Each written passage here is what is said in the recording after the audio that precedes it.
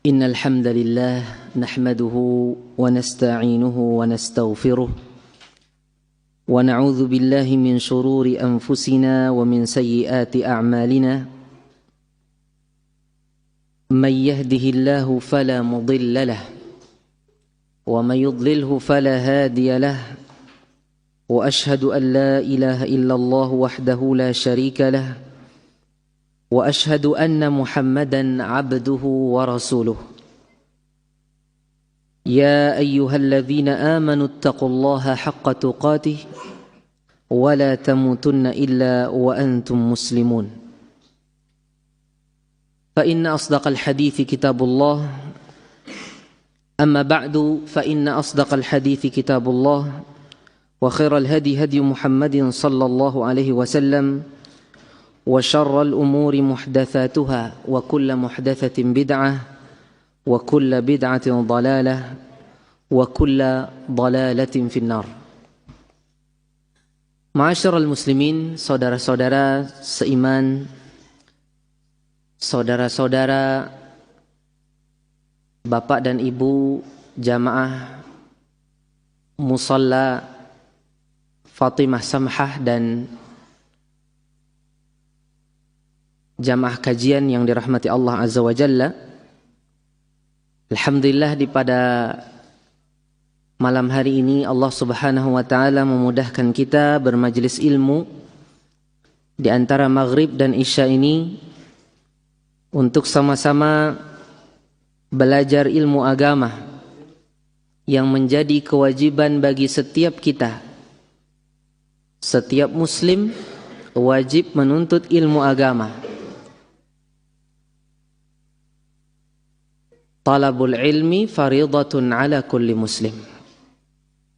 Selain itu juga di tempat ini seperti yang kita telah agendakan, kita akan mengkaji suatu kajian atau tema berjudul akidah dalam masalah al-wala dan al-bara. Saudara sekalian dirahmati Allah, kita semua yakin bahwasanya agama yang mulia ini adalah agama yang sempurna, tidak ada kekurangan, tidak ada yang perlu dikurangi atau ditambahi atau dimodif dari agama ini. Karena ini sudah menjadi ketentuan Allah dan anugerah dari Allah, di mana Allah Subhanahu wa taala mengatakan di dalam ayatnya, al-yawma akmaltu lakum dinakum wa atmamtu alaikum ni'mati wa raditu lakumul islam madina. Pada hari ini telah aku sempurnakan atas kalian agama kalian dan telah aku lengkapkan nikmatku atas kalian dan aku ridhoi untuk kalian agama Islam. Dan aku ridhoi Islam sebagai agama kalian. Tidak ada permasalahan apapun yang berkaitan dengan agama kita kecuali sudah disempurnakan oleh Allah. Sudah ada. Baik yang berhubungan antara diri kita sebagai hamba dengan Allah Tabaraka wa Ta'ala, atau yang berhubungan antara sesama hamba, antara sesama manusia dengan berbagai golongan-golongannya, dari orang kafir, orang mukmin yang saleh, atau orang mukmin yang bermaksiat kepada Allah Tabaraka wa Ta'ala. Saudara-saudara, a'azzani Allah wa iyyakum, tema kita pada malam hari ini adalah tentang al-wala dan al-bara. Bagaimana akidah kita di dalamnya? Al-wala biasanya diterjemahkan dengan loyalitas. Al-bara sering diterjemahkan dengan anti loyalitas. Artinya tidak loyal.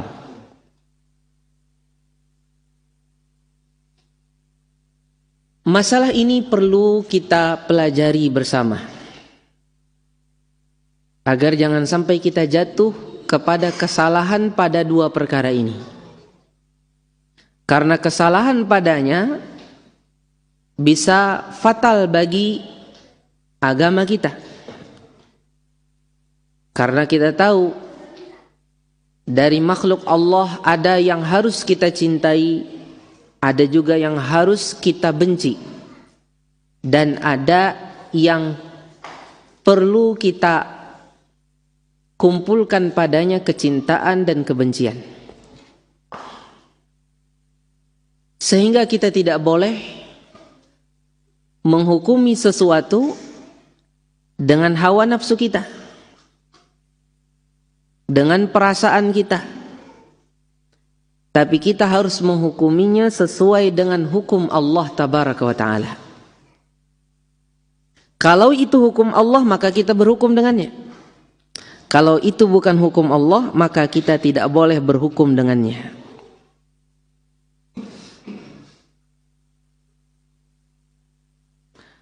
Ada sebagian orang yang karena yang dia ketahui hanyalah masalah wala, loyalitas, adapun pelajaran tentang al-bara' dia kurang mempelajarinya, akhirnya dia cinta semuanya, sampai perkara yang jelas-jelas menjadi musuh Allah dia pun cinta.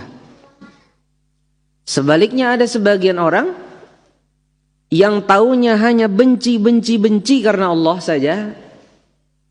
Dia tidak banyak mempelajari wala, cinta karena Allah, loyalitas. Akhirnya dia pun timpang sebelah hanya kepada benci saja, anti loyalitas dan seterusnya. Bahkan pada perkara-perkara kemaksiatan atau bahkan mungkin kebid'ahan di tengah umat pun ada sebagian yang jatuh kepada salah satu dari sisi ini, sehingga timpang sebelah, tidak berada di pertengahan dan tidak dalam kondisi adil di dalam menyikapinya sesuai dengan hukum Allah tabaraka wa ta'ala. Pada asalnya saudara yang dirahmati Allah, al-wala secara bahasa artinya dekat. Al-bara secara bahasa lawan dari dekat, yaitu jauh. Adapun al-wala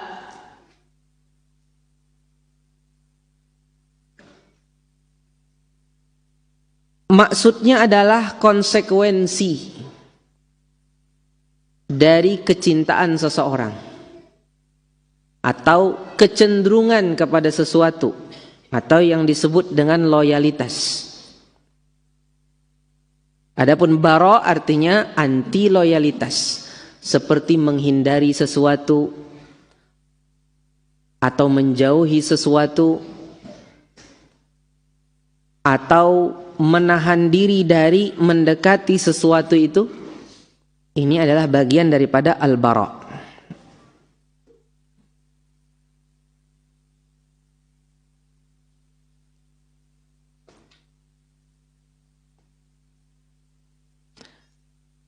Al-wala yang disyariatkan adalah mencintai Allah dan mencintai Rasulnya, mencintai agama Islam dan mencintai pengikut-pengikut syariat Allah sampai kapanpun. Seperti Allah katakan, wal mu'minuna wal mu'minat ba'duhum awliya'u ba'd. Dan orang-orang yang beriman dari kaum laki-laki atau wanita, sebagian dari mereka cinta kepada sebagian yang lain. Allah juga mengatakan, innama waliyukumullah wa rasuluhu walladzina amanu. Sungguh kekasih kalian hanyalah Allah, Rasulnya, dan orang-orang yang beriman. Al-bara yang dituntut dari kita adalah membenci apa saja yang diibadahi selain Allah dan membenci kekufuran dengan semua jenisnya dan membenci orang-orang kafir. dan juga membenci orang-orang yang bermaksiat dari kaum muslimin sesuai dengan tingkat kemaksiatan mereka. Inilah al-bara. Kita dilarang untuk wala kepada yang diwajibkan bagi kita bara darinya. Allah mengatakan, ya ayyuhalladzina amanu la tattakhidul yahuda wan nasara awliya ba'duhum awliya'u ba'd. Wahai segenap orang-orang yang beriman, jangan kalian jadikan orang Yahudi dan Nasrani itu sebagai orang-orang yang kalian cenderung hati kalian kepada mereka, atau yang kalian loyal kepada mereka. Sebagian dari mereka mencintai sebagian yang lain.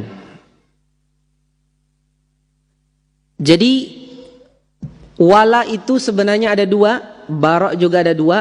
Pertama, wala yang syar'i, yaitu hanya kepada orang yang beriman, ya, kepada orang-orang yang beriman itu wajib kita wala, apalagi yang beriman ini adalah orang beriman yang soleh. Inilah kewajiban kita setelah tentunya kecintaan kita kepada Allah, Rasulullah, agama Islam. Setelah itu apa? Wala kita kepada orang-orang yang beriman. Karena apa kita wala kepada orang yang beriman? Loyalnya karena apa? Karena agamanya. Bukan karena satu negara, satu bahasa, tapi walaknya karena apa? Karena agama itu. Itu pada asalnya.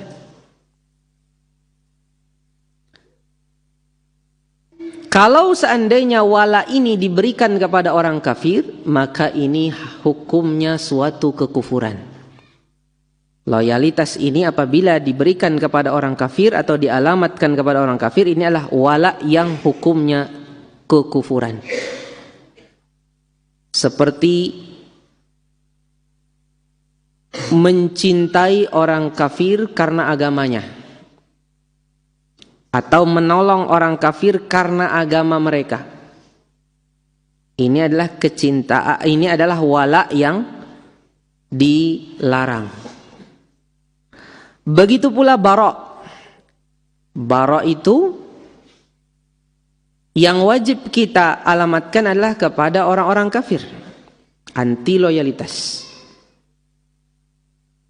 adalah kepada orang-orang kafir yang tidak beriman kepada Allah. Bagaimana kita bisa mencintai mereka sedangkan mereka tidak beriman kepada Rasulullah sallallahu alaihi wasallam?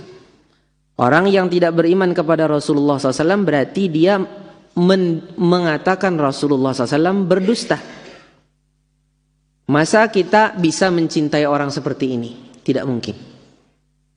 Berarti harus ada apa? Anti loyalitas, bara, berlepas diri darinya.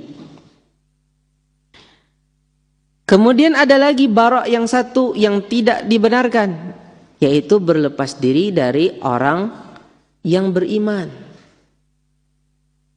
Setelah berlepas umpamanya dia berlepas diri dari orang beriman yang soleh, maka ini bara yang salah. Ini bara yang salah. Saudara yang dirahmati Allah Subhanahu wa taala, ada beberapa masalah yang masalah ini tidak ada sangkut pautnya dengan wala dan bara, tapi kadang-kadang diikut sertakan oleh sebagian orang. Yaitu diantaranya adalah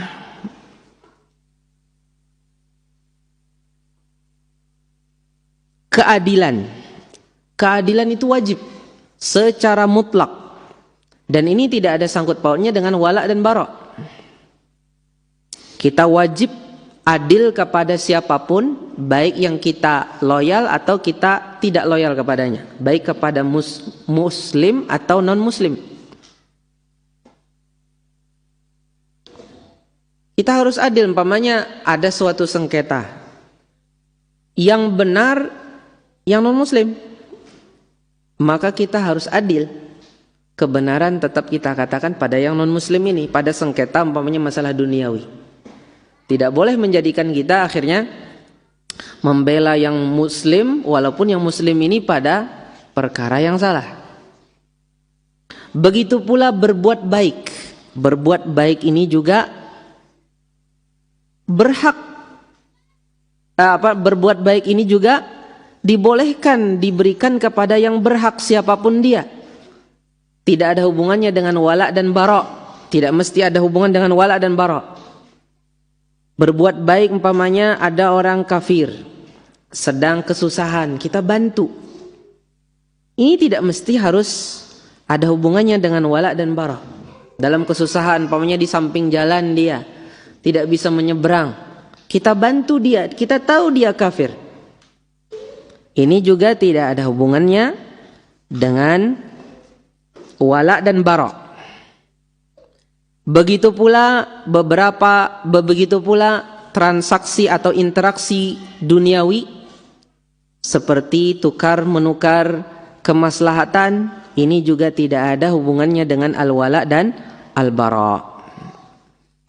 Dengan ini jelaslah bagi kita ingin memisahkan dulu benang-benang, mengurai benang supaya kita fokus kepada permasalahan al-wala dan al-bara.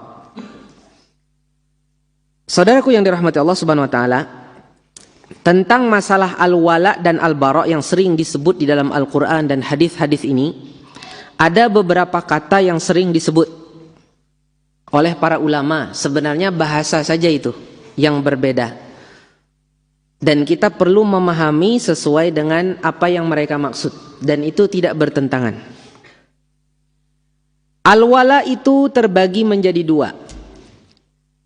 Yang pertama, al-wala karena agama. Loyalitas karena agama.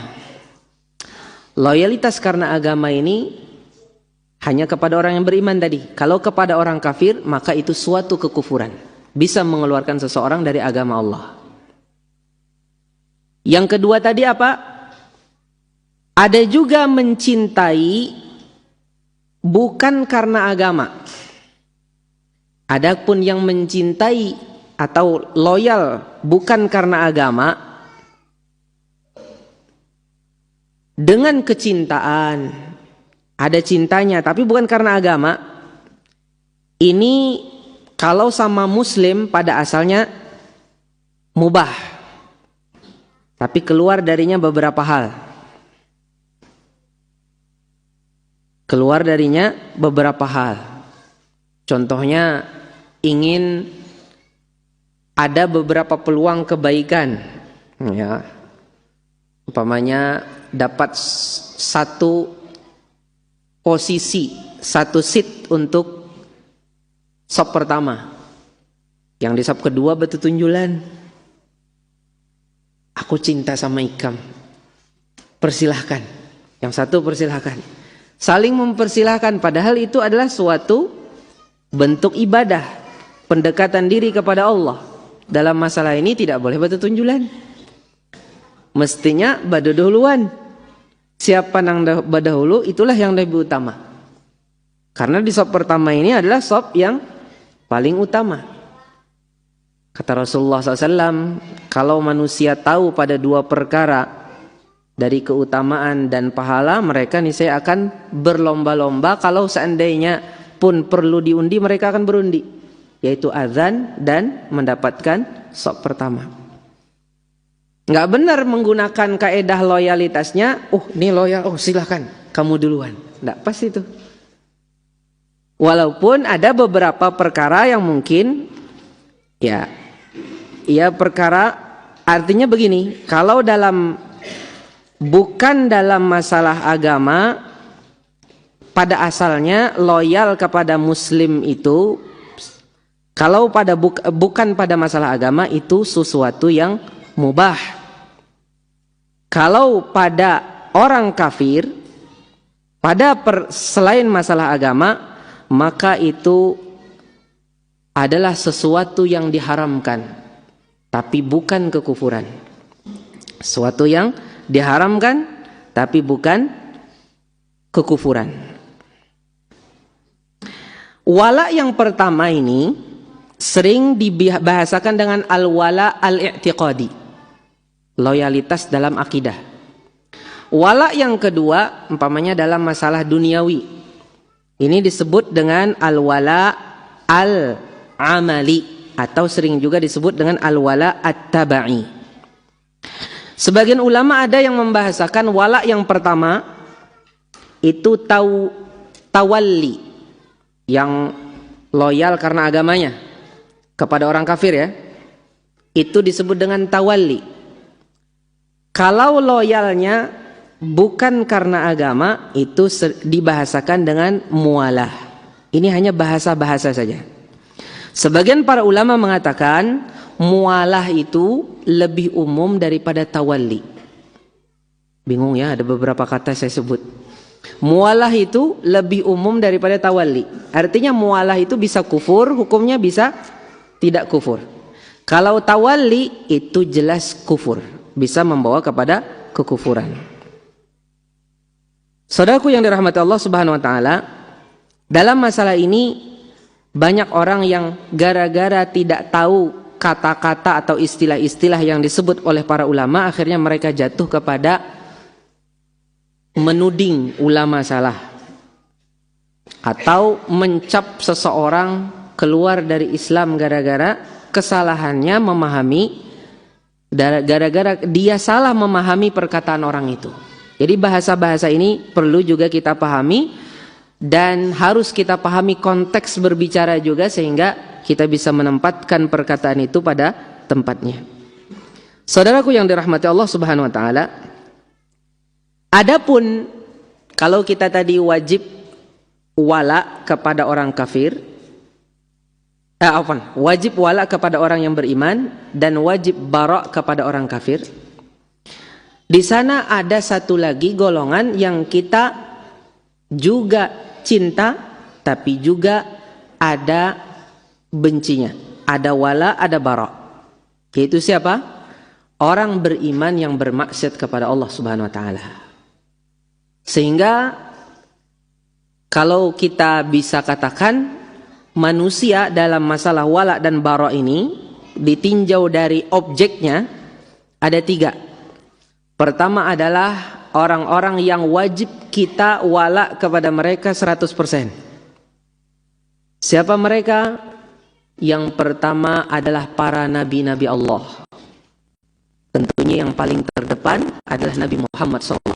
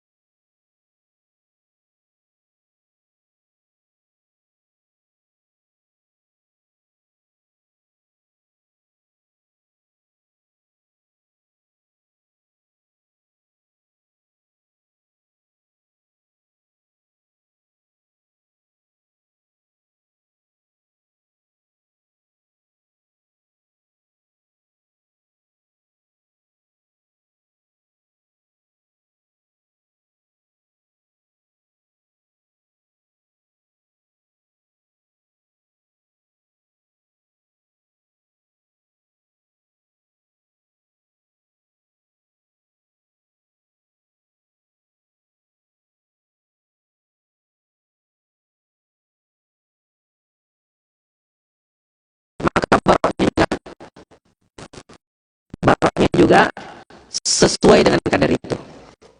Kalau seandainya sama-sama 50-50, Ya berarti wala dan baroknya juga demikian. Dan mereka tetap adalah saudara kita yang beriman, yang ada padanya cinta kita, wala kita dan barok kita. Dalilnya adalah firman Allah pada surah Al-Hujurat ayat 10, wa in ta'ifatani minal mu'minina qatatalu fa aslihu bainahuma fa in baghat ihdahuma 'ala al-ukhra faqatilul lati tabghi hatta tafi'a ila amrillah fa in fa'at fa aslihu bainahuma bil 'adli wa aqsitu innallaha yuhibbul muqsitin innamal mu'minuna ikhwah. Setelah itu ayat disebutkan apa? Sesungguhnya orang-orang yang beriman itu bersaudara. Apabila ada dua kelompok dari orang yang beriman yang berperang, perbaikilah di antara keduanya. Kalau seandainya salah satu dari kelompok itu dia mengingkari perjanjian, maka perangilah yang mengingkari perjanjian sampai mereka kembali kepada Allah. Kalau seandainya mereka mau menyurutkan diri, mau kembali, maka perbaikilah di antara keduanya dengan adil dan berbuat adillah kalian. Sesungguhnya Allah menyukai orang-orang yang berbuat adil. Kemudian dikatakan innamal mu'minuna ikhwah. Sesungguhnya orang-orang yang beriman itu bersaudara. Dikatakan mereka beriman. Berarti karena sama-sama mereka beriman, berarti ada kecintaan di sana walaupun juga ada kebencian. Jadi karena apa?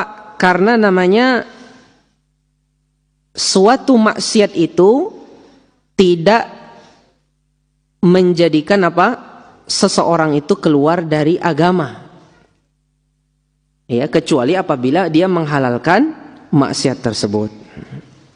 Oleh karena itu kalau kita lihat generasi terdahulu, ya, seperti generasi salaf, para sahabat, mereka berperang satu sama lain. Kelompoknya umpamanya Muawiyah, ya, dengan kelompoknya siapa umpamanya. Walaupun mereka berperang, tapi kalau dalam kondisi damai mereka baik. Kalau berjodoh ya kawin mereka. Walaupun sebenarnya mereka saling melaknat.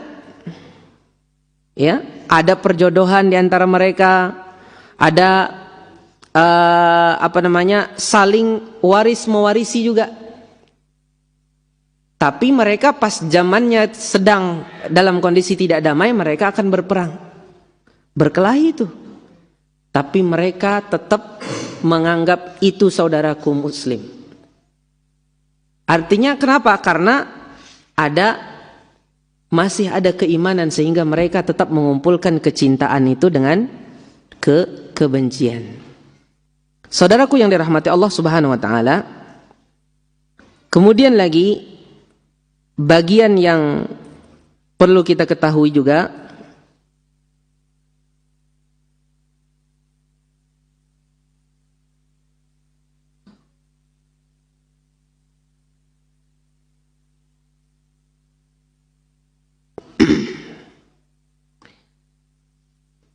kemaksiatan itu pada asalnya orang yang berbuat maksiat itu dari orang yang beriman ada kecintaan dan kebencian, ada wala dan bara, sesuai dengan kadarnya.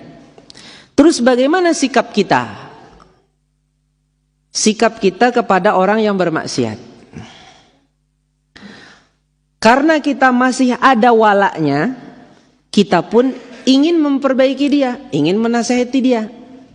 Bukan malah menjauhi dia. Kalau dia salah, dijauhi. Ini salah. Karena kita masih ada cinta. Cinta itu menjadikan kita ingin memperbaiki dia, memberikan nasihat kepada dia. Bukan dibiarkan. Sudahlah, dia itu sudah ditakdirkan bermaksiat. Nah, ini orang-orang Jabriyah yang seperti ini.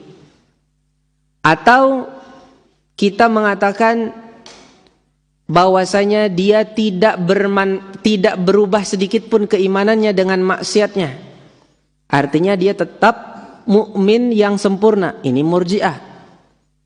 Yang sebaliknya ada orang-orang Khawarij yang mengatakan seorang mukmin kalau tercampur saja dengan maksiat, maka kemaksiatan itu akan menghancurkan keimanannya semuanya sehingga dia pun kafir menurut orang-orang Khawarij. Orang yang beriman masih ada.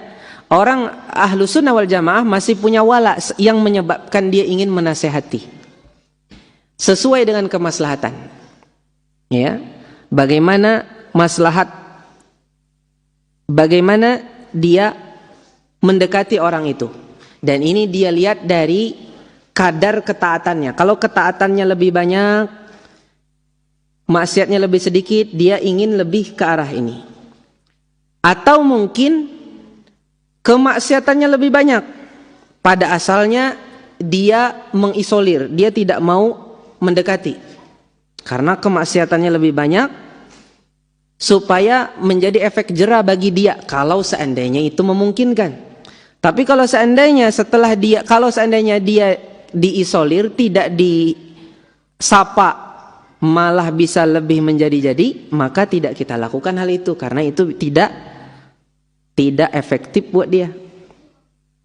Ini di dalam masalah kemaksiatan. Adapun kebid'ahan ini berbeda dengan maksiat. Karena bid'ah sama maksiat beda kan? Bid'ah itu pelakunya merasa benar, maksiat merasa benar enggak, Pak? Enggak merasa benar, pelaku maksiat tahu dia salah. Pelaku kebid'ahan ini tidak disikapi pada asalnya seperti orang yang melakukan maksiat. Dalam kondisi kita itu kuat, ahlu sunnah umpamanya kuat, maka pelaku kebid'ahan itu dia dihajar. Hajar artinya apa? Tidak disapa sampai dia meninggalkan kebid'ahannya itu. Sampai dia meninggalkan kebid'ahannya itu. Tapi tetap di hati menyisakan cinta kepadanya karena Allah, karena dia masih beriman. Jangan hilangkan tuh.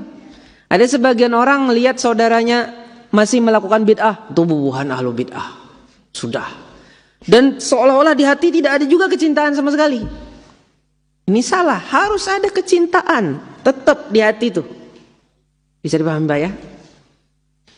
Tapi kalau seandainya ahlu sunnah itu minoritas, ya lemah lagi, maka tentunya semua dilihat kepada kemaslahatan.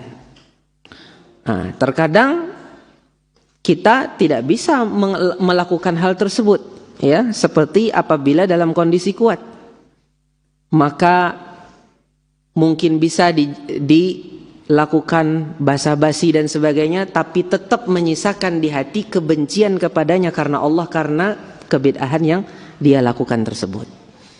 Kalau dalam kondisi kuat, maka pada asalnya menghukumnya apa? Dengan mengisolir. Kemudian saudaraku yang dirahmati Allah Subhanahu wa taala, hal ini juga berefek. Seperti contohnya apabila ada dari ahlu bid'ah yang meninggal. Ahlu bid'ahnya ini ahlu bid'ah yang penyerunya, gurunya. Tapi dia masih muslim. Dia tidak melakukan kesyirikan yang mengeluarkan dari millah, tidak melakukan kekufuran yang mengeluarkan dari agama. Tapi dia pelaku bid'ah dan mengajak orang kepada kebid'ahan. Maka kondisinya apa? Karena ini pelaku bid'ah, bukan pelaku maksiat loh, Pak. Maka kita tetap mencintai dia karena Allah. Dia meninggal, kita masih ada sedihnya karena dia saudara kita seiman. Masih ada sedihnya, bukan alhamdulillah. Masih ada sedihnya. Beda kalau seandainya kebid'ahnya sudah betul-betul parah dan mengeluarkan dari agama. Mungkin kita akan katakan alhamdulillah sudah meninggal dia. Tapi ini tidak, dia melakukan kebid'ahan yang tidak mengeluarkan dari agama.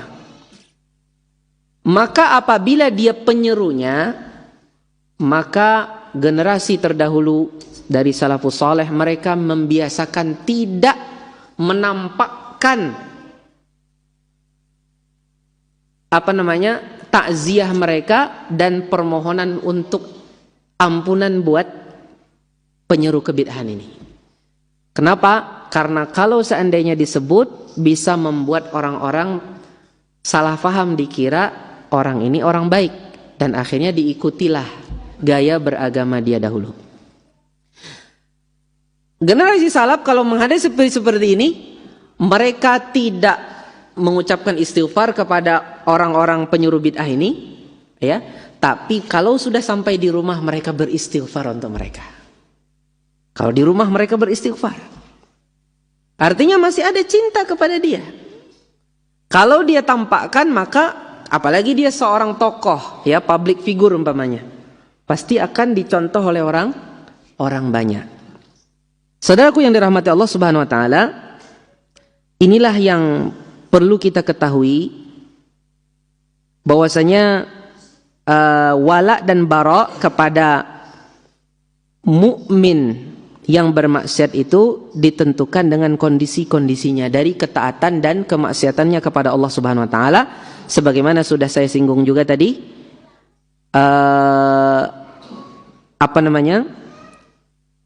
Ada perbedaan antara maksiat dengan pelaku maksiat dengan pelaku kebid'ahan. Begitu pula ada beberapa masalah juga yang kita bisa jadi barok kepada perbuatannya tapi tidak barok dari pelakunya. Kok bisa, Ustaz? Iya, bisa jadi pelakunya itu salah sehingga perbuatannya kita barok tapi orangnya kita tidak barok. Biasanya ini pada permasalahan-permasalahan yang orang itu salah karena belum tahu ilmunya. Ya, seperti Khalid bin Walid pernah melakukan keputusan untuk membunuh para tawanan, padahal di situ tidak boleh ketika itu. Akhirnya Khalid bin Walid berijtihad untuk membunuh. Padahal tawanan itu sudah menyerah. Akhirnya hal ini dilaporkan kepada Rasulullah SAW. Kemudian beliau mengatakan, Allahumma inni abra'u ilaika mimma sana'a Khalid bin Walid. Ya Allah, aku berlepas diri dari apa yang dilakukan oleh Khalid bin Walid. Jadi berlepas dirinya dari perbuatan Khalid, bukan dari Khalidnya. Khalid itu salah karena tidak tahu. Ya, salah karena tidak tahu. Kalau berlepas diri dari Khalid bin Walid, tentunya Rasulullah SAW akan minta mana ini, uang ganti atas jiwa-jiwa yang telah engkau bunuh. Kemudian lain sebagainya. Tapi Rasulullah SAW tidak melakukan hal tersebut. Berarti berlepas diri dari perbuatannya. Dan ini kadang-kadang bisa kita lakukan kepada pelaku bid'ah yang bukan penyeru, Pak. Kalau penyeru lain ya. Kan ada sebagian pelaku kebid'ahan tapi dia ikut-ikutan saja. Taunya itu dan belum sampai kepada dia ilmunya tentang sunnah sama sekali, belum sampai. Orang yang seperti ini bisa jadi karena kita tahu dia itu jahil, bukan penyerunya. Kalau penyerunya itu kan kadang melakukan kebid'ahan itu karena dasar dan kecintaan dia, dan memang mencari-cari bid'ah dan benci kepada lawan daripada bid'ah, yaitu sunnah. Kalau orang-orang yang ikut-ikutan ini, bisa jadi ada yang bisa kita praktekkan apa yang dilakukan Rasulullah SAW ini, yaitu kita berlepas diri dari perbuatannya tapi tidak berlepas diri dari orangnya. Tapi pulang ada juga sebagian yang berlebih-lebihan dalam hal ini, yaitu apa? Dengan perbuatan Rasulullah kepada Khalid ini, dia berlemah-lemah dalam hal ini. Ada orang menggawe bid'ah, kada papa aku parak lawan inya, asal aku kada manggawi napa nang inya gawi, dan aku benci apa yang dia lakukan dari kebid'ahan. Aku tidak menjauhi orangnya tapi perbuatannya yang kujauhi. Ini salah juga. Bagaimanapun juga pelaku bid'ah juga tetap harus diwaspadai, karena hati kita ini lemah dan syubhat itu kuat. Coba bayangkan kalau seandainya dia termasuk dari pelaku bid'ah yang mengilmui kebid'ahannya. Maksudnya mengilmui itu apa? Dia betul-betul mencari sandaran atas kebid'ahannya. Kalau kita bersikap seperti itu, suatu saat bisa jadi dia mempengaruhi kita atau orang-orang yang lemah dari penuntut ilmu. Akhirnya dia bisikkan, kata dia ahlu sunnah itu keras. Diawali dari kata itu, lama-lama besar membesar, ekstrim dan sebagainya, sampai radikal, dan akhirnya lama-lama mencap ahlu sunnah, dan akhirnya banyaklah terkena syubhat dari perkataan dia. Begitu pula ada sebagian orang yang hanya melihat saudaranya melakukan bid'ah, langsung dia menilai, sudah jauhi saja. Dihukumi dia itu seperti orang yang enggak ada harganya di hadapan dia, enggak layak untuk didekati dan sebagainya. Padahal dia saudara kita juga, layak untuk mendapatkan hidayah. Kadang-kadang kepekaan untuk mendakwahi orang yang dekat dengan kita dari sisi kekeluargaan, kekerabatan, atau dari sisi tempat tinggal, kepekaan ini ada pada sebagian kelompok Islam. Padahal ini bagian dari sunnah, bagian dari Islam itu sendiri. Pada satu sisi orang-orang yang Allah Subhanahu wa taala beri hidayah kepada tauhid dan sunnah, ada yang tidak peka akan hal ini. Dia lebih cenderung hanya ingin bergaul dengan orang-orang yang sudah sepaham dengan dia saja, dan kurang perhatian untuk mencari-cari peluang untuk mempengaruhi orang yang ada di sekitar.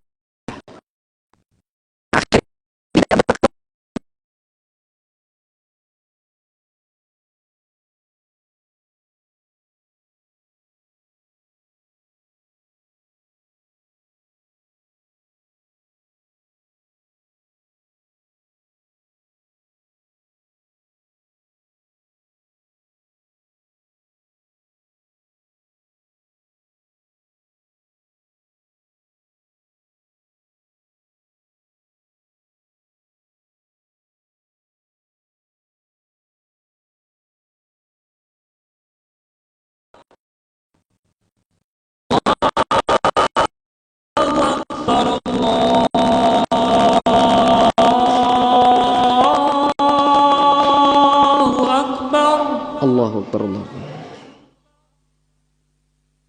Asyhadu an la ilaha illallah.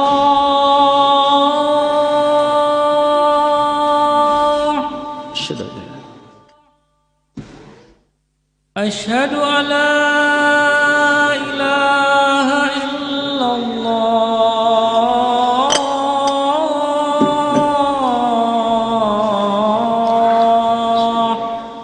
Asyhadu an la ilaha. Asyhadu anna Muhammadar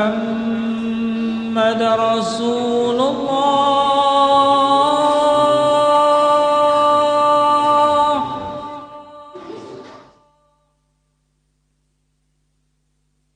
Asyhadu anna Muhammadar Rasulullah.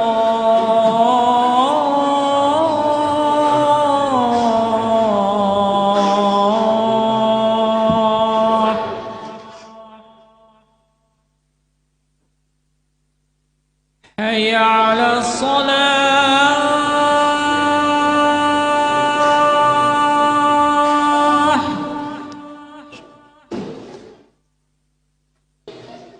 Hayya 'alas salah.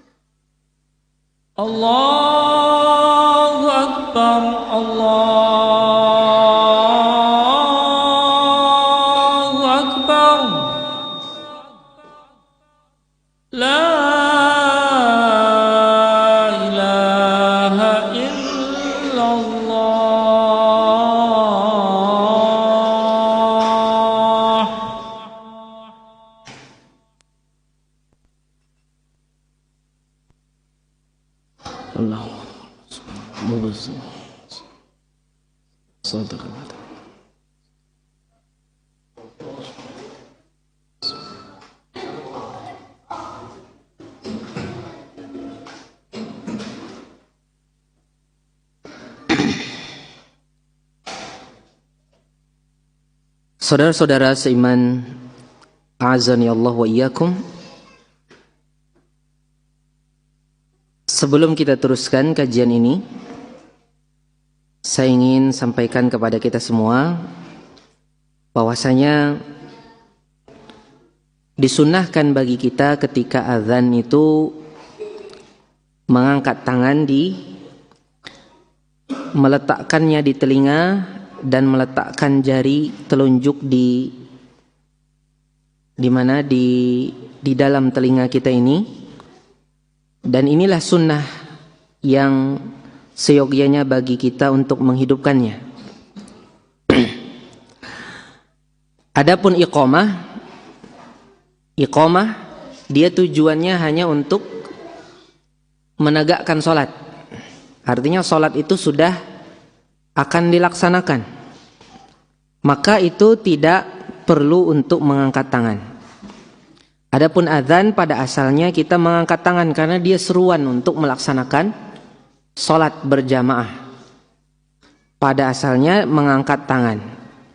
Dan ini tidak berubah hukum, baik sudah punya peralatan canggih, peralatan modern berupa speaker atau tidak. Pada asalnya tetap hukum ini. Ya, tetap hukum ini, itulah azan. Kalau seandainya kaum muslimin zaman dulu belum ada mic, tapi mereka hanya dengan teman-temannya saja, dalam kondisi safar, bertiga saja, satu azan, satu imam, dua berarti yang makmum, tetap saja mereka melakukan hal itu, padahal yang mendengar cuma orang-orang itu saja. Tapi kan di sana ada juga jin yang mungkin muslim dan bisa ikut sholat. Wallahu alam. Jelas ini adalah salah satu yang disyariatkan dan kita berusaha untuk tidak meninggalkan apa yang kita bisa lakukan dari yang disunnahkan di dalam agama ini. Nah, ini tentunya termasuk dari wala juga, wala terhadap syariat Allah Subhanahu wa taala. Wala terhadap syariat Allah Subhanahu wa taala. Loyal. Ya. Saudaraku yang dirahmati Allah Subhanahu wa taala, kepada orang kafir itu kita harus apa? Bara'.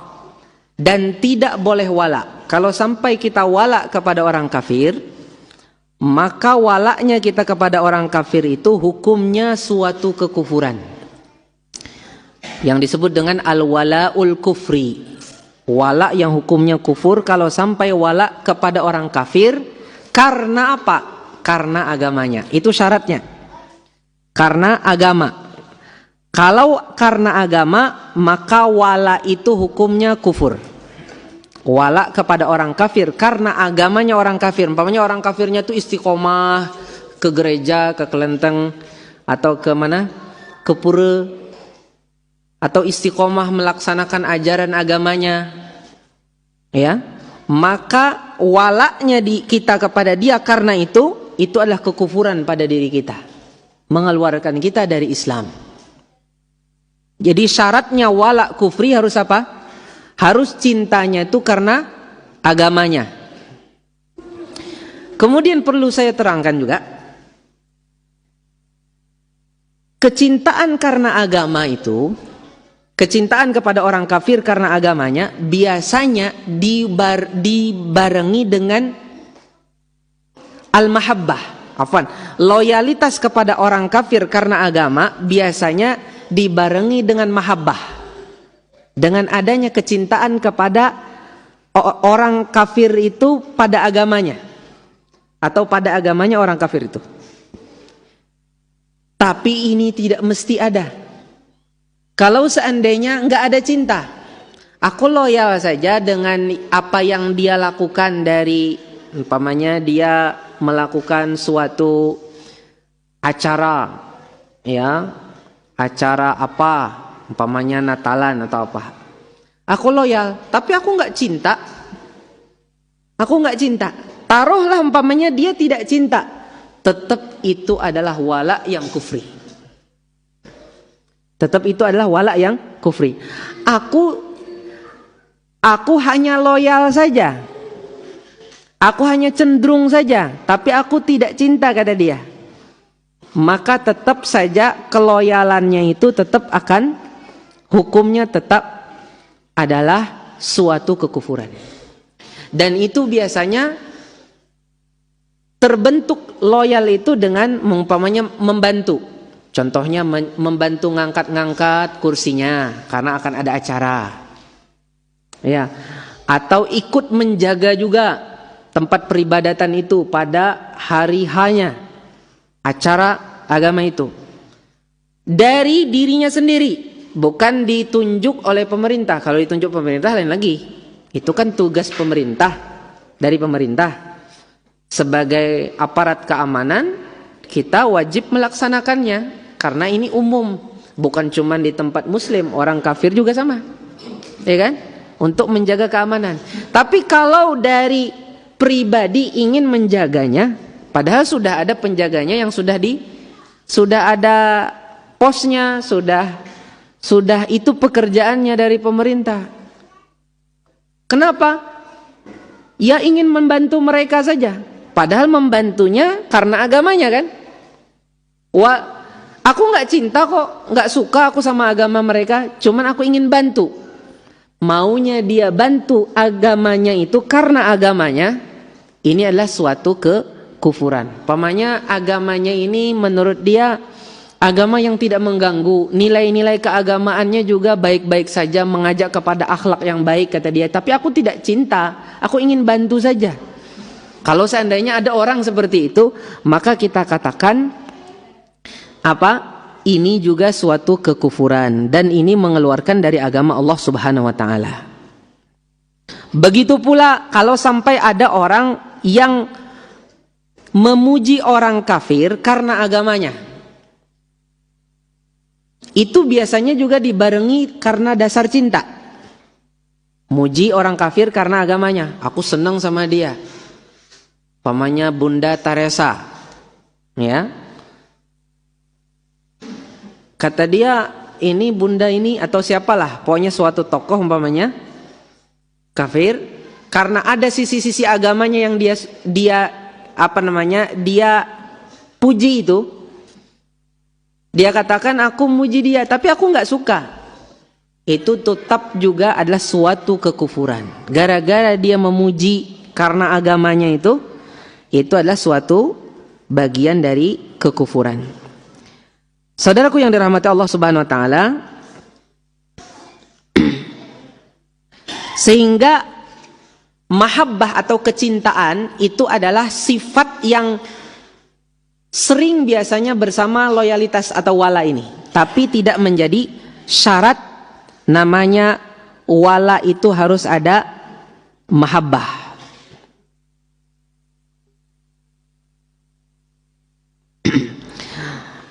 Sekarang ada perkara yang perlu kita bahas lagi.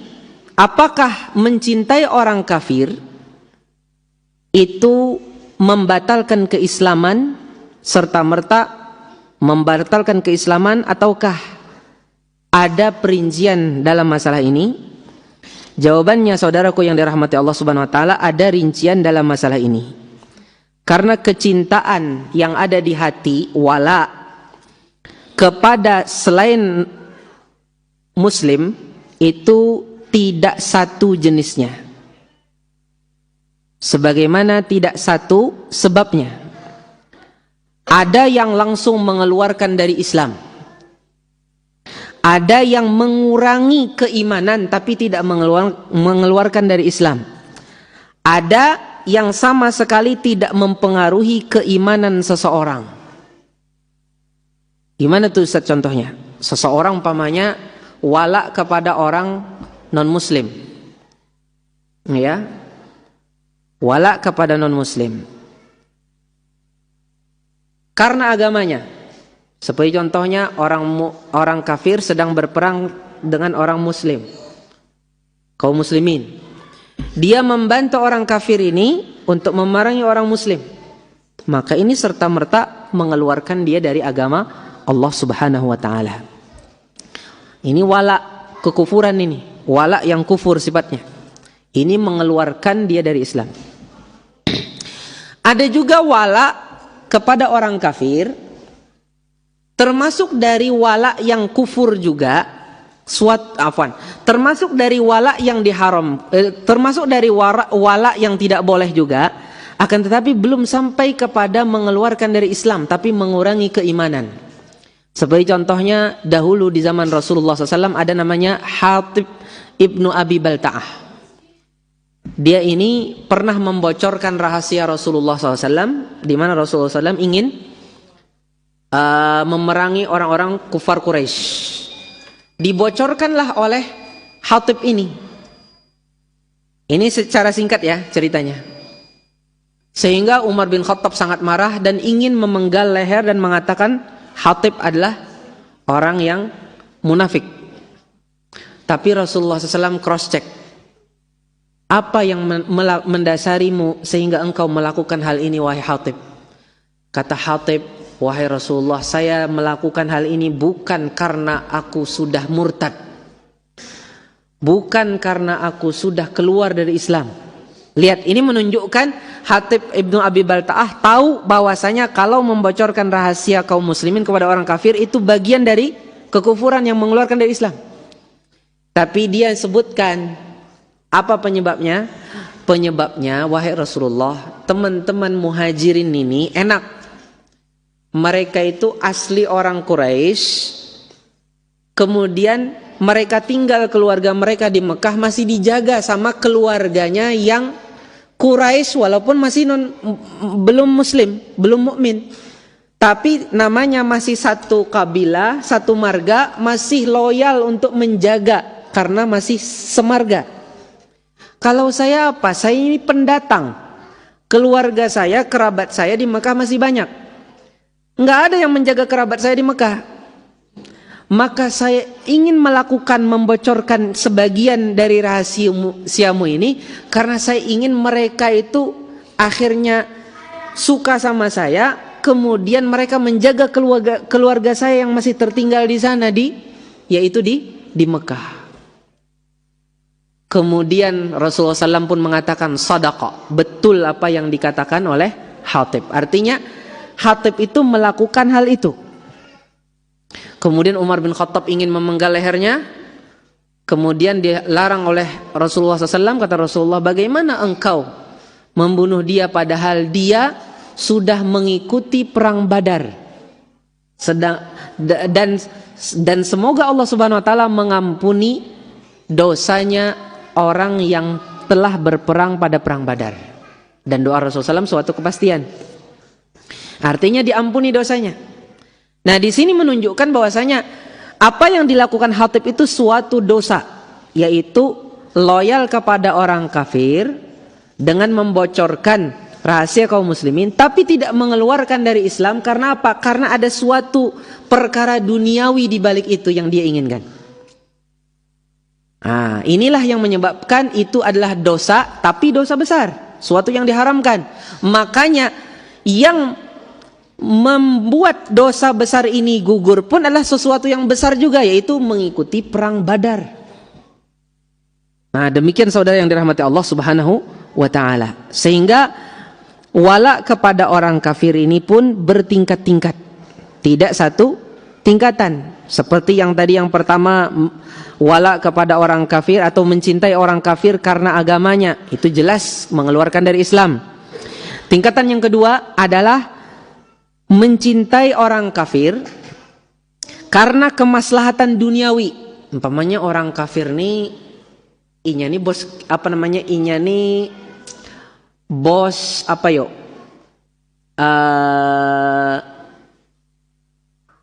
Kalau barang itu yang banyak tuh apa Pak? Langsung banyak. Grosiran. Dia yang bos grosirannya. Kita dikasih diskon besar-besaran, yang lain enggak. Karena dia baik sama kita, kita sebagai pedagang kecilnya banyak keuntungan. Artinya akhirnya apa? Cintalah kita kepada dia karena masalah duniawi. Ini memberi aku diskon besar. Ini berarti cinta kepada orang kafir karena duniawi. Apa hukumnya ini? Hukumnya ini haram, termasuk dari dosa besar. Tidak boleh Pak, cinta kepada orang kafir karena kemaslahatan duniawi. Kalau ngambil kemaslahatan duniawinya, ambil aja terus. Tapi cinta karena itu hilangkan dari hati. Ini kan perkara hati nih.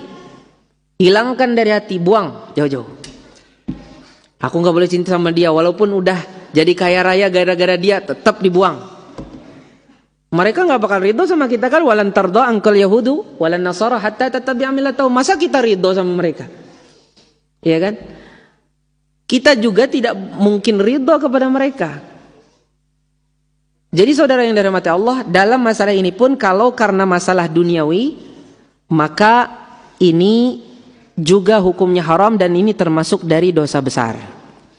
Kemudian tingkatan yang ketiga adalah seorang muslim cinta kepada orang kafir karena suatu penyebab yang mubah.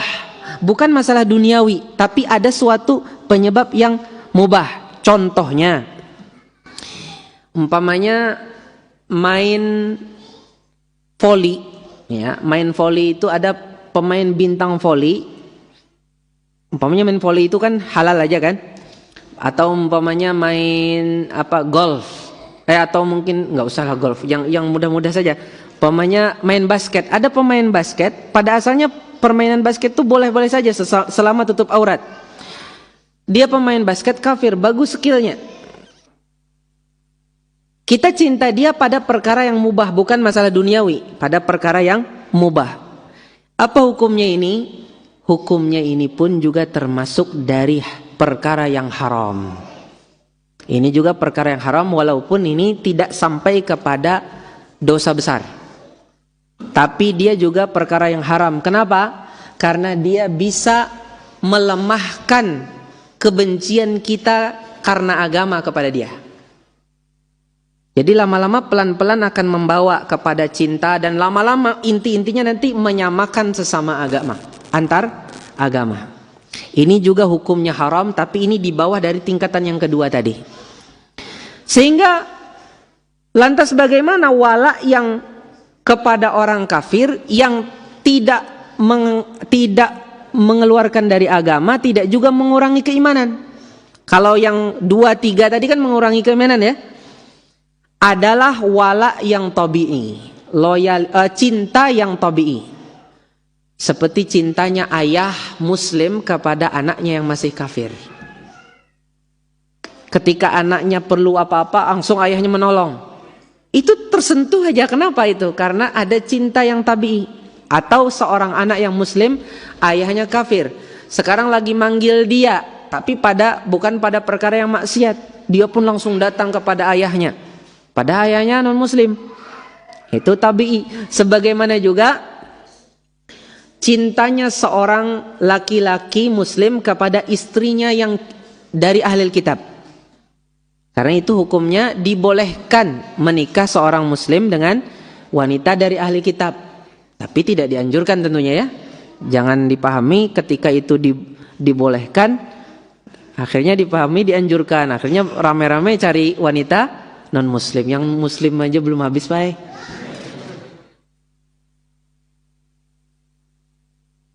Iya. Yang ada aja belum diberdayakan dengan maksimal.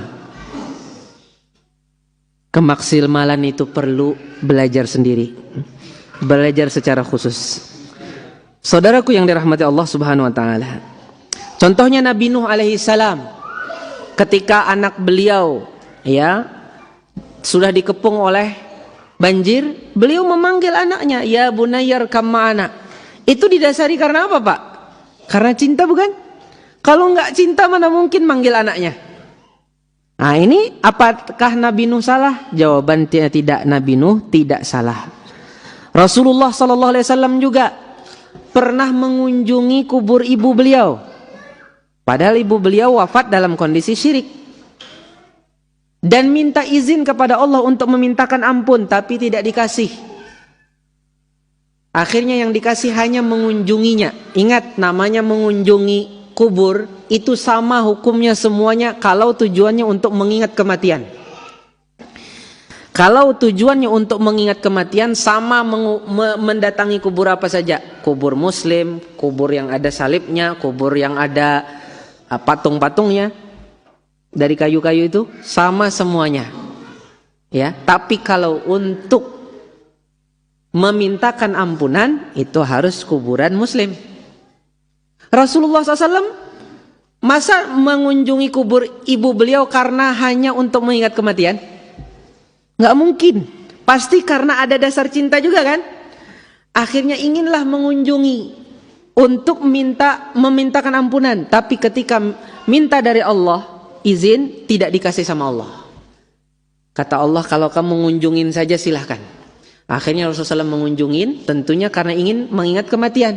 Dan di situ beliau menangis dan menangislah orang-orang yang di sekitar beliau sallallahu alaihi wasallam. Itu cinta apa Pak? Cinta tabi'i. Itu dibolehkan.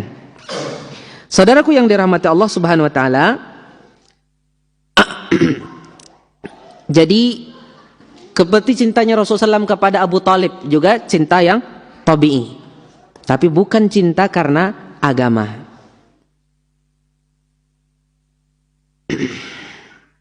Kalau kita sudah tahu ini semua, maka konsekuensinya kita tidak boleh bermudah-mudahan mengklaim seseorang sudah kufur. Nih, cinta apa nih? Tidak bermudah-mudahan, karena semuanya ada rinciannya, kemudian sebagian pun ada tingkatan-tingkatan lagi. Sebagaimana juga untuk menentukan seseorang itu sudah keluar atau masih dalam Islam, itu perlu yang mengeluarkan, mentakyin, menentukan itu adalah ulama dari Ahlus Sunnah wal Jamaah. Dan tidak semua ulama Ahlus Sunnah pun juga mengatakan itu.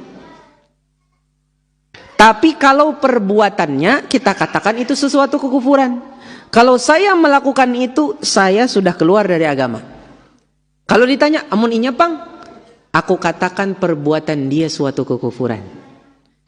Tapi apakah dia sudah kufur? Itu saya tidak bisa mengatakan karena saya adalah orang awam.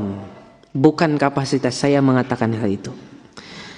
Tapi kapasitas siapa? Seorang ulama atau para ulama, dan ulamanya pun juga ulama Ahlus Sunnah yang memegangi kebenaran. Saudaraku yang dirahmati Allah Subhanahu wa taala, ini adalah masalah yang tentunya masalah yang tidak sepele. Kewajiban bagi kita untuk mempelajari ini semua, ya. Jadi tentang masalah cinta ini kepada orang kafir pun juga bertingkat-tingkat. Tapi ingat, cinta yang tabi'i ini kalau bertentangan dengan barok yang syar'i, barok kepada orang kafir, maka tentunya dikedepankan barok yang syar'i.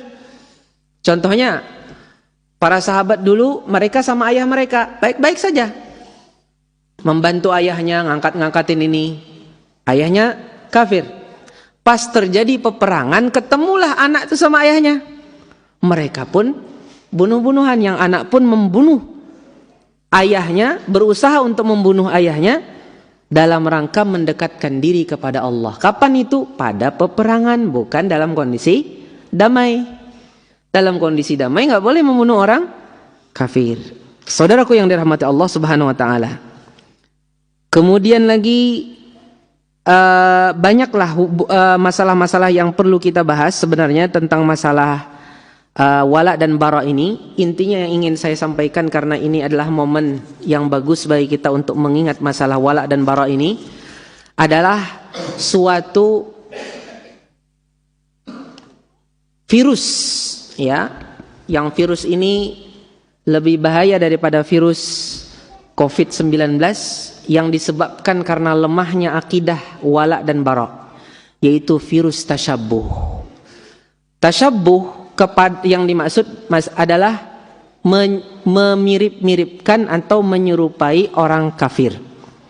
Maksud daripada menyerupai orang kafir di sini adalah menyerupai orang kafir pada perkara yang menjadi kekhususan orang kafir itu pada waktu itu dan di tempat itu. Yang menjadi kekhususan orang kafir itu pada waktu itu, ya, pada waktu itu menjadi kekhususannya. Tentunya bertingkat-tingkat juga. Kalau hubungannya dengan agamanya dia, itu tasyabuh, jelas mengeluarkan dari agama. Kalau itu tidak berhubungan dengan agama dia, tasyabuh itu suatu yang haram. dan suatu dosa besar karena ada ancaman man tasyabbaha biqaumin fahuwa minhum, barang siapa yang menyerupai suatu kaum dia bersama mereka. Kebersamaan dengan orang kafir itu adalah suatu ancaman. Pada sebagian riwayat husyira ma'ahum, akan dibangkitkan bersama orang-orang kafir. Suatu ancaman.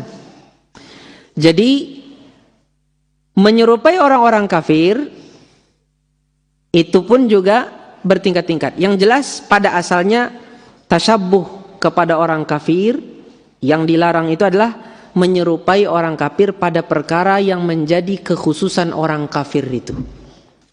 Baik dalam masalah agama atau pada masalah kebiasaan atau duniawi yang itu menjadi kekhususan mereka. Kalau tidak menjadi kekhususan mereka, nggak masalah. Atau dulu menjadi kekhususan mereka, setelah lama-lama nggak jadi tidak lagi menjadi kekhususan mereka, maka itu bisa tidak lagi menjadi tasyabbuh hukumnya. Seperti pada asalnya contohnya masalah agama, perayaan hari-hari besar umat agama lain. Itu kan masalah agama itu. Nggak boleh kita ikut campur di sana, tidak boleh kita menyerupai di sana atau ikut serta-merta bergembira pada waktu itu dengan membeli hal-hal yang menjadi kekhususan mereka, kekhasan mereka. Maka ini hukumnya tasyabbuh, nggak boleh. Ada lagi yang mungkin bentuk tasyabbuhnya adalah dulu dia adalah perkara yang tasyabbuh, tapi setelah lama-lama itu lumrah. Maka itu tidak lagi menjadi tasyabbuh ketika itu sudah menjadi terbiasa. Seperti contohnya dulu burnus itu adalah pakaian khas orang-orang burnus itu pakaian khas orang-orang Yahudi. Orang-orang apa? Orang-orang Yahudi. Ketika itu dulu itu pakaian orang Yahudi dan tidak ada yang memakainya dari muslim. Yang dipakai oleh orang-orang kafir. Ditanyakanlah kepada Imam Malik, apakah ini tasyabbuh? Kata Imam Malik, sekarang sudah banyak yang memakainya, maka tidak lagi dia tasyabbuh sekarang. Nah, contohnya saja seperti zaman kita dulu sekitar tahun 40-an, 30-an, pakai dasi itu tasyabbuh dengan orang kafir. Setelah lama-lama pakai dasi itu sudah banyak dipakai di mana-mana. Akhirnya memakai dasi tidak lagi tasyabbuh di zaman sekarang. Adapun yang itu betul-betul menjadi syiar agamanya, walaupun ditujukan bukan karena agama, umpamanya karena keren-kerenan, karena tren, karena umpamanya karena model seperti itu, ya, maka itu bagaimanapun tetap dia adalah tasyabbuh yang diharamkan. Seperti contohnya memakai salib. Ya, walaupun tidak ditujukan karena agamanya, mungkin karena suatu gaya saja. Dia saya nggak suka agama ini, cuman saya suka gayanya, salibnya bagus, indah kata dia. Tetap selama-lamanya juga tidak dibolehkan. Kemudian tasyabbuh pada perkara-perkara yang berhubungan dengan masalah-masalah intinya tasyabbuh yang diharamkan ini adalah yang berhubungan dengan kekhususan mereka. Ini yang tidak boleh bagi kita, sehingga kita tidak boleh melakukannya dan kita mengajak keluarga kita untuk menghindarinya. Barakallahu fikum. Baik teman-teman sekalian, demikian yang mungkin saya bisa sampaikan pada malam hari ini. Semoga ini bisa memberi bekal bagi kita untuk memahami wala dan bara dengan baik dan benar. Kita bisa memposisikan wala kita dan bara kita pada tempatnya sesuai dengan tuntunan dari Allah Subhanahu wa taala dan yang dibawakan oleh Rasulullah sallallahu alaihi wasallam. Baik, sekarang mari kita dengarkan beberapa pertanyaan yang masuk di sini. Bagaimana kita mengetahui seseorang penyeru kepada bid'ah itu karena memang kebodohannya atau karena dia itu benar-benar ahlu bid'ah? Jawabannya, penyeru bid'ah itu bisa kita ketahui dia itu umpamanya adalah seorang yang memang belajar, ya. Dia belajar kebid'ahan. Dia menuntut ilmu lah gitu kan istilahnya. Dan dia cinta kepada kebid'ahan itu dia bela, malah ketika orang menyalahkan kebid'ahan itu, mengkritik kebid'ahan itu, dia pun marah. Dan dia mendatangkan dalih-dalih yang menurut dia dalil untuk menguatkan perbuatannya. Nah, itu penyeru untuk mengajak orang untuk tetap memegangi kebid'ahannya. Adapun yang bukan penyeru biasanya itu paling-paling dia mengatakan guru sudah bepadah kayak ini. Apa dalilnya? Dalilnya aku kada tahu. Tapi jarnya kayak ini pang sudah guru memadahkan. Aku hendak umpat napa yang dipadahkan guru aja.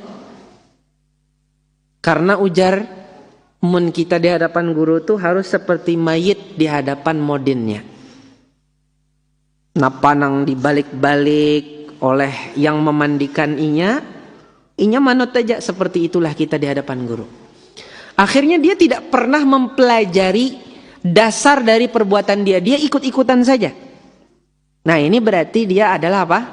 Adalah bukan penyeru dari kebid'ahan itu. Jadi pelaku bid'ah tidak semuanya sama, Pak ya. Ada yang penyeru, ada yang pelaku tapi bukan penyeru. Dia pelaku saja, dia melakukan karena itu sudah mentradisi di daerahnya. Nah, yang tentunya kepada pelaku yang bukan penyeru, kita beda sikapnya dengan yang penyeru. Ya, dia ini mungkin ya karena dia bukan penyeru, ya dia melakukan kebid'ahan tapi dia bukan penyerunya. Contohnya nih, taruhlah kita umpamanya ada kepala desa, beliau melakukan kebid'ahan tapi bukan penyerunya, bukan kiainya sih Din. Maksudnya bukan penyerunya yang mengajak kepada kebid'ahan itu. Kemudian beliau meninggal, kita ikut umumkan innalillahi wa inna ilaihi raji'un. Telah meninggal saudara kita, bapak ini, kepala desa kita. Insya Allah beliau akan disolatkan di tempat ini, tempat itu. Pada jam sekian, mari kita sama-sama mensolatkan beliau. Karena beliau itu bukan penyerunya, ya kan? Kalau penyeru mungkin beda, ya kan? Karena bisa jadi itu bisa membuat suatu fitnah. Apalagi kita seorang yang public figure, akhirnya nanti dianggap kita loyal terhadap apa yang dia lakukan dari kebid'ahan itu. Wallahu a'lam. Ada pertanyaan yang masuk lagi, bagaimana sikap kita terhadap dai-dai penyebar syubhat yang bertebaran di media sosial, di mana pihak penyedia aplikasi menyediakan fasilitas untuk penilaian setiap video yang diposting. Apakah kita laporkan atau bagaimana? Tergantung. Ya. Ada sebagian dari suatu syubhat mereka itu berupa tuduhan yang murni tuduhan. Artinya tuduhan yang betul-betul tuduhan itu tuduhan yang dusta, betul-betul dusta, tidak ada kebenaran atau sisi kebenarannya sama sekali. Dan itu bisa berefek negatif buat kita. Kalau seandainya kita bisa melaporkan kepada pihak yang berwenang dalam masalah ini, umpamanya Kominfo atau apa yang bisa mengurus ini kejahatan internet ya, kejahatan media sosial umpamanya. Kalau seandainya itu kita lihat lebih baik, maka kita lakukan itu. Tapi kalau seandainya kita timbang lagi, bisa jadi mereka itu sedang menyiapkan suatu kekuatan di balik itu. Nah, kita di zaman sekarang ini Pak, perlu kita tidak boleh gegabah di dalam melakukan suatu tindakan. Karena kadang-kadang ada sebagian perbuatan yang dilakukan oleh sebagian musuh-musuh sunnah itu tujuannya provokasi, atau mungkin ingin melihat dulu reaksi kita, atau mereka ingin melakukan suatu fitnah ya. Fitnah di sini maksudnya melakukan suatu tuduhan di mana nanti kalau ada yang melakukan suatu perbuatan yang tidak dibenarkan itu dalam agama atau apalagi juga dalam hukum negara, maka itu menjadi senjata dia. Kemudian setelah itu dia menuduh kita lebih kuat lagi karena kita dalam kondisi memang sudah disorot dalam kondisi salah. Maka kewajiban kita adalah berhati-hati dalam masalah ini. Jangan mudah terprovokasi sebentar ngelihat ini langsung balas di media sosial langsung. Balasannya apalagi tidak hikmah sama sekali. Ya, balasannya membuat orang marah. Padahal kita ini dilarang oleh Allah Subhanahu wa taala mencela sesembahan yang disembah oleh orang-orang yang menyembah selain Allah Subhanahu wa taala.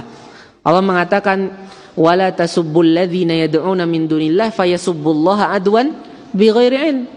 Jangan kalian cela orang-orang yang menyembah selain Allah, karena kalau kalian umpat ya, kalian umpat maksudnya kalian hina, mereka akan menghina Allah Subhanahu wa taala tanpa ilmu.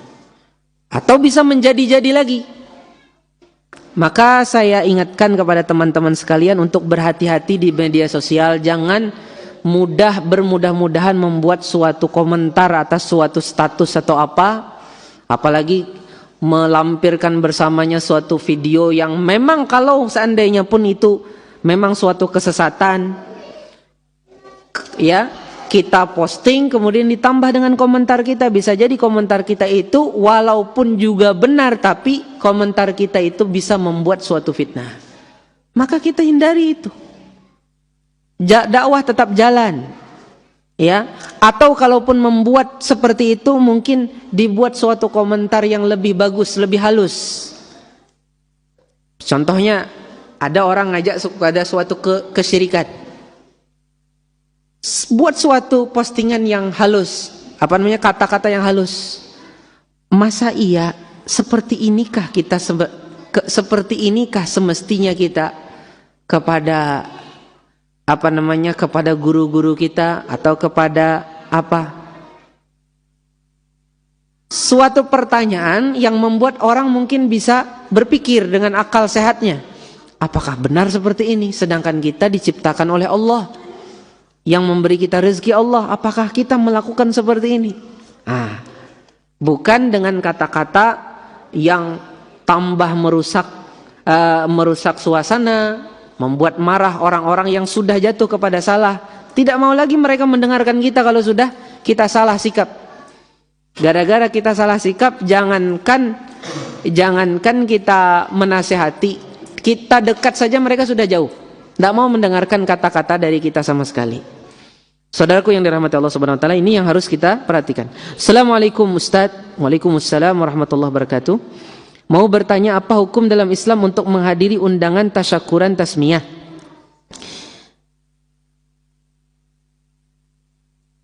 Ini pertanyaan satu ini dulu, baru yang di bawah ya. Jawabannya, undangan tasyakuran tasmiyah boleh dihadiri. Maksudnya tasyakuran tasmiyah itu memberi nama gitu saja ya. Bukan akikah ya. Bukan akikah, memberi nama saja. Memberi nama saja kan, murni memberi nama gitu ya. Memberi nama saja kan, bukan ada sembelihan kambingnya, bukan. Makannya makan apa aja, tidak ada kambing yang disembelih. Hanya memberi namanya saja. Jawabannya, boleh menghadiri selama acara tasyakuran atas pemberian nama tadi tidak ada ungkapan unsur-unsur kesyirikan atau kebid'ahan-kebid'ahan. Namanya memberi nama untuk memberi tahu orang-orang namanya anak kami ini. Tentunya dari nama itu ada doa, ada harapan di balik itu. Nah, kecuali kalau kita udah dengar namanya bakal demikian, namanya nggak boleh. Namanya ternyata nama yang mengandung unsur kesyirikan atau ada terkandung di dalamnya kekufuran dari nama itu, maka kita nggak boleh hadir kalau kita sudah tahu bakal itu yang akan disebut di acara itu. Tapi kalau hanya sekedar mengadakan acara, itu termasuk dari perkara yang mubah. Perkara mubah boleh kita menghadirinya Ya, selama tidak ada hal-hal yang mengkhilafi syariat. Kalaupun seandainya ada yang mengkhilafi syariat tapi itu tidak banyak, sedikit saja, maka kita bisa menghadirinya tapi kita tidak mengikuti yang mengkhilafi syariat tadi. Taruhlah sudah terbiasa pada acara itu doa bersama, sedangkan doa bersama itu tidak sunnah, kita hindari itu. Pada asalnya kan kita diundang untuk makan-makannya saja dan mendengarkan namanya akan disebut, sehingga kita tahu nanti manggil nama anak itu. Nggak masalah, tapi kita hindari hal yang bisa kita hindari. Tapi kalau kita tidak bisa menghindarinya, kita tidak boleh hadir. Contohnya umpamanya di setel musik besar-besaran pada acara itu, kita tidak bisa menghindarinya, maka kita tidak boleh menghadiri acara tersebut. Wallahu a'lam. Dan bagaimana harusnya sikap kami jika mempunyai tetangga yang sering menyetel musik dan mengganggu kami sebagai tetangga? Jazakallahu khairan atas jawabannya. Wassalamualaikum warahmatullahi wabarakatuh. Jawabannya adalah Anda hendaknya memberi masukan atau nasihat kepada mereka. Itulah. Jangan didiamkan saja. Harus ada usaha. Umpamanya mendatangi, tolong musiknya bisa nggak dikecilkan, kalau bisa dimatikan. Kalau nggak bisa dikecilkan, bisa nggak hanya didengar di rumah ini, tidak sampai keluar. Didatangi. Kalau seandainya tidak bisa juga, mungkin didatangi lagi sekali lagi lebih baik. Kemudian sambil ngasih hadiah apa, ya kan? Kalau seandainya belum juga, atau mungkin sudah berkurang tapi masih mengganggu kita kasih nasihat lagi. Kalau seandainya setelah berkali-kali nasihat ternyata mungkin masih mental, mungkin kita ajak aparat yang berwenang di situ seperti Pak RT. Kita laporkan ke beliau yang nanti memperbaiki. Ya. Kalau seandainya belum bisa lagi, diusahakan mungkin dengan yang lebih tinggi lagi, umpamanya Pak RW kan. Pak RW-nya nanti mengingatkan Pak RT, ayo bantu tetangga, itu bapak itu dengan tetangganya. Kalau seandainya itu tidak bisa juga, mungkin lebih atas lagi. Kalau seandainya belum bisa juga, ya, belum bisa juga itu, sudah nasihatin, sudah ngajak yang lain juga, belum bisa juga, dan kita terganggu tentunya dengan musik tersebut, maka kalau bisa kita pindah dari tempat itu ke tempat lain, itu lebih baik. Ya, seperti contohnya pindah rumah. Rumah itu tidak lagi didiamin, entah dijual kepada orang yang tentunya bukan yang anti kepada musik, ya kan? Kita jual, kita tempat lain, karena kita tidak bisa menghindari itu. Kalau seandainya kita tidak bisa pindah karena nggak ada harta, maka kewajiban kita adalah menutup telinga. Dan alhamdulillah Pak, sekarang itu kan dengan berkembangnya zaman, tahu kan di perusahaan-perusahaan biasanya ada kapas khusus. Itu bisa kita beli, ya. Kita bisa beli di Krisbow, bisa di beberapa toko-toko besar itu bisa kita taruh nanti di telinga, membesar dia, ya, dan itu insya Allah akan mengurangi suara musik itu masuk ke telinga kita. Gunakan itu sudah, ya, karena kita tidak bisa pindah. Gunakan itu sampai semoga Allah Subhanahu Wa Taala bukakan hati dia, atau kita nanti dimudahkan untuk pindah dari tempat itu, ya kan? Demikianlah cara kita. Wa barakallahu fi wa jazakumullahu khairan. Bismillah, barakallahu fiik Ustaz. Mohon nasihatnya untuk seorang istri yang selalu mendapati suaminya bermaksiat atau selingkuh secara terus-terusan sampai dengan sekarang.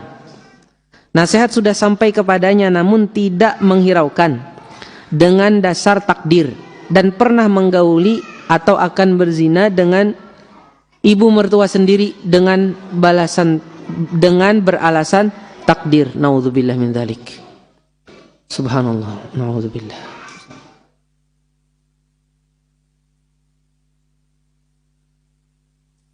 Iya.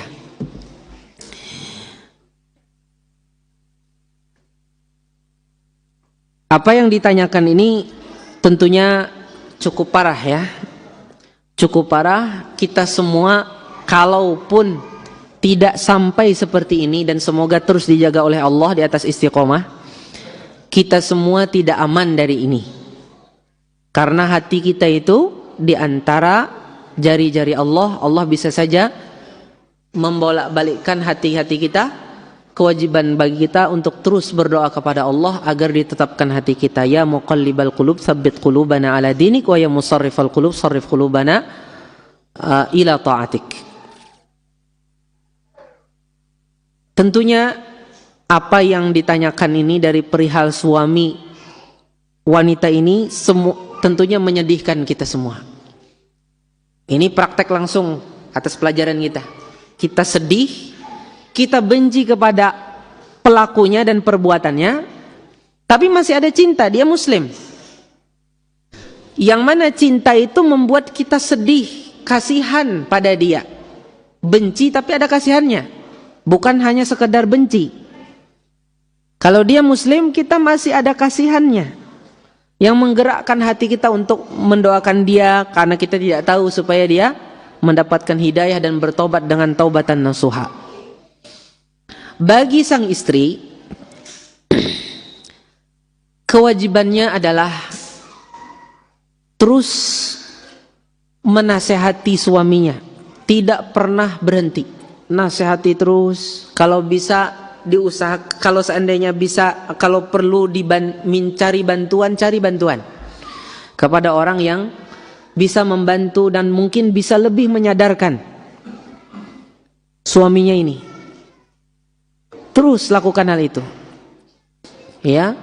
Kemudian bagi anti, selama anti masih di bawah suami anti ini, ingat pada asalnya kewajiban anti tetap taat kepada dia.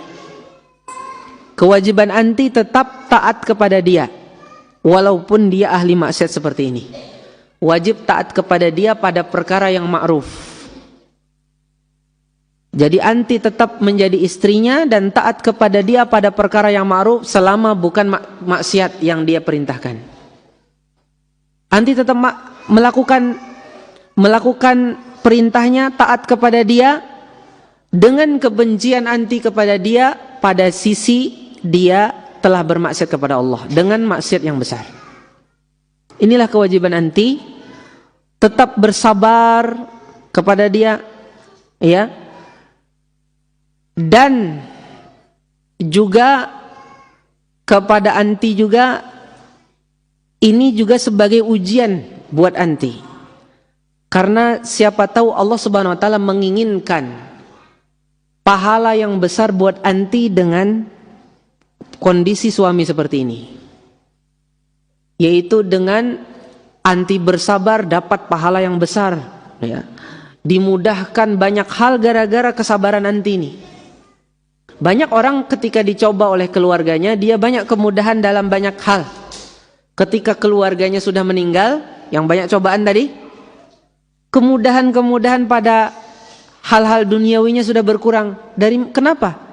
Karena dulu Allah bantu dia dalam masalah banyak hal dunia, umpamanya pangkatnya naik, ini naik, prestasinya bagus, ya, dapat banyak hadiah dari perusahaannya. Ternyata disebabkan dari kesabarannya terhadap keluarganya ini. Bisa jadi ada keberkahan di balik itu yang Allah inginkan kepada anti. Anti tidak tahu. Terus bersabar menasihati dia. Dan perlu anti ingat, kemaksiatan yang dia lakukan ini masih di bawah kekufuran dan kesyirikan. Kalau ini kekufuran dan kesyirikan, anti hendaknya menasihati dia. Kalau seandainya tidak juga mau bermaksiat, maka kewajiban bagi anti, karena dia sudah melakukan suatu perbuatan yang bisa mengeluarkan dari agama, yaitu syirik besar, kita hendaknya bercerai dari dia, melepaskan diri darinya, khulu. Tapi ini suatu maksiat, dia juga tidak menghalalkannya. Maka yang lebih baik, selama anti bisa mendakwahi dia, masih bisa didengar oleh dia, ya, dan anti masih bisa bersabar, bersabarlah sampai Allah bukakan hati dia. Sampai kapan itu? Sampai terus Anda bersabar. Kalau suatu saat Anda sudah melihat mafsadahnya lebih besar dengan bersama dia, artinya contohnya kita nanti melemah kebencian kita kepada maksiat, atau bisa berpengaruh kepada anak-anak kita kalau masih bersama dia, maka dalam kondisi ini perlu kita pertimbangkan kebersamaan bersama dia, karena ini bisa berefek kepada diri kita dan keluarga kita. Tapi kalau seandainya kita masih dalam kondisi tegar, yang lebih baik adalah terus kita dakwahi.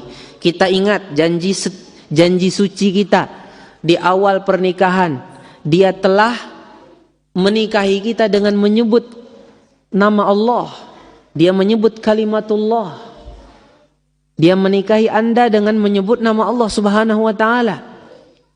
Maka karena dia menikahi kita dengan menyebut nama Allah, dia di awal intinya dia sudah berazam atau sudah berjanji untuk menjadi suami kita, pasangan kita, dunia akhirat. Kita pun berusaha juga untuk menjaga komit akan hal ini. Karena kita masih cinta sama dia, kita pun ingin berusaha menyelamatkan dia dari api neraka. Kita ingin masuk surga, walaupun itu perlu proses. Kemudian terkait dengan ibu mertua Anda, apabila ada memang indikasi-indikasi seperti yang Anda ceritakan tadi, maka tentunya perlu dijaga pergaulan beliau dengan keluarga kita. Pamannya mertua kita harus lebih dijaga lagi auratnya, ya. Walaupun sebenarnya menantu itu boleh melihat aurat-aurat rumah, ya, yaitu yang leher, kemudian tangan sampai di sini, boleh ya. Menantu boleh melihat itu dari mertuanya, ya, karena mertuanya itu mahram bagi dia, ya kan?